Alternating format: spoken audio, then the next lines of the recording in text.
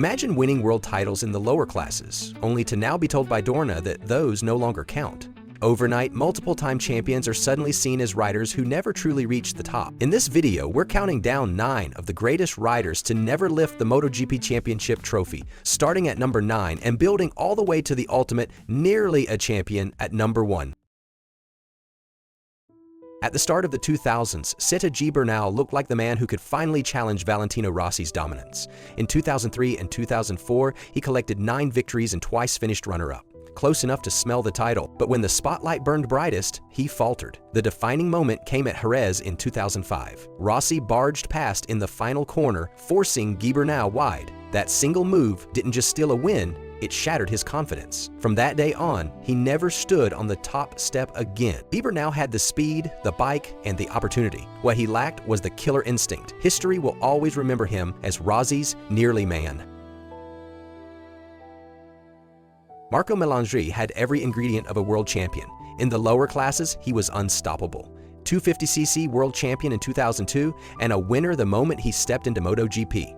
By 2005, he was second overall, and in 2006, he even won more races than Nicky Hayden, the man who took the crown that year. But Melandri's story is one of almost. He had the speed, the talent, and the results, yet never the full package when it mattered. Later in World Superbikes, he proved his quality again with consistent top 5 finishes. Everywhere he went, Melandri shone, but in MotoGP, the stars unfortunately never aligned.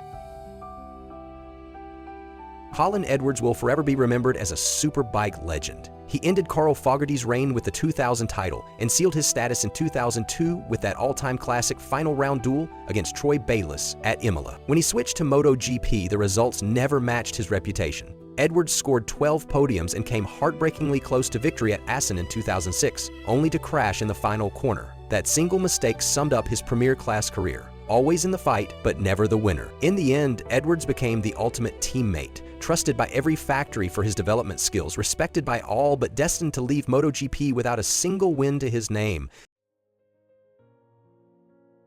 Few riders had a career as long and colorful as Loris Capirossi. He was already a double 125cc world champion in 1990 and 1991 and added the 250cc crown in 1998.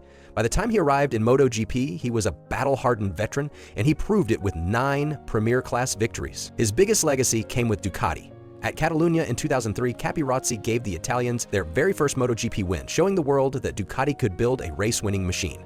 That moment alone secured his place in history. But for all his experience and class, Capirossi never managed a full title push. Always in the mix, always respected, but never quite the man to beat across an entire season.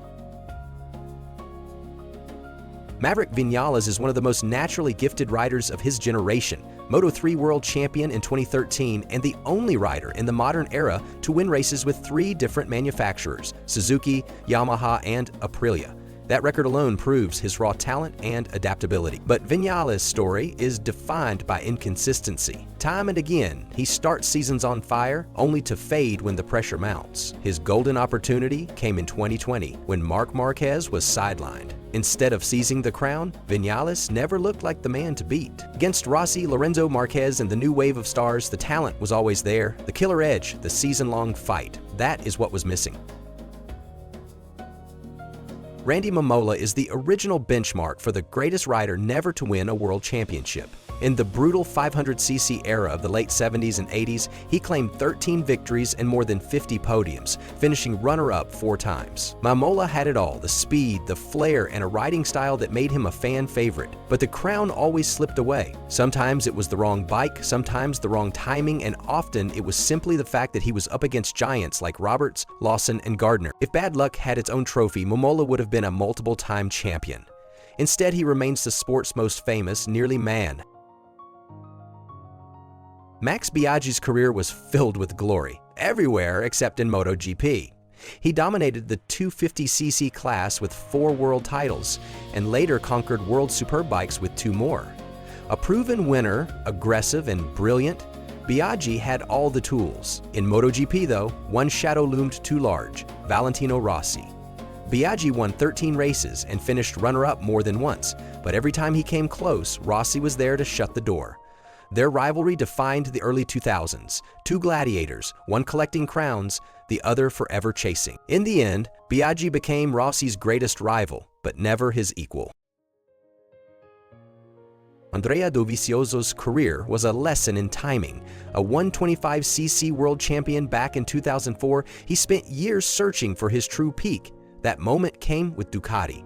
Together, they transformed each other. Dovi's smooth, calculated style balanced perfectly with Ducati's raw power, and suddenly, a fading project became a genuine title contender. From 2017 to 2019, Dovi was the only man who could consistently challenge Marc Marquez. 3 times he finished runner-up, often in unforgettable last-lap duels. But against Marquez at his absolute peak, second place was the ceiling. Had he raced in any other era, Dovizioso might have been champion. Instead, he walks away with something just as valuable: the respect of a champion and the admiration of an entire generation. Before we get to number 1, a few more names deserve recognition. Brazil's Alex Barros spent years in the Premier class, collecting 7 victories and earning a reputation as one of the toughest longtime competitors. Johan Zarco, still on the grid today at 35, has been consistent and fast, but the window for a title now seems to have closed. Jack Miller brought speed, charisma, and big wins, but never looked like a full-season title threat. The Espargaro brothers, Alex and Paul, each carved out unique legacies with passion and grit, even without real title fights. And finally, Cal Crutchlow, 3 victories, endless determination, and one of the hardest fighters of the last decade.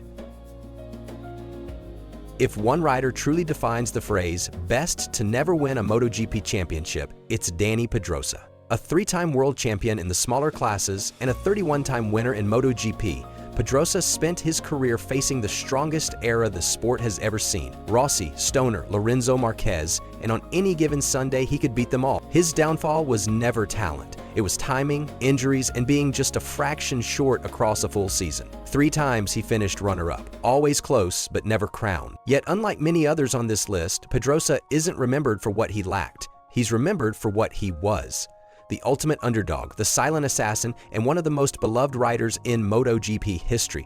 A champion in everything but name. So there you have it, the greatest riders never to lift the MotoGP crown. Some were heartbreakingly close, others carved their names in history through lower classes or superbikes, but every one of them proved they belonged with the very best. Which rider do you think deserved a world championship? Did Pedrosa earn the top spot, or is there another name you'd put at number 1? Drop your thoughts in the comments. I'd love to hear your take. Thanks for watching.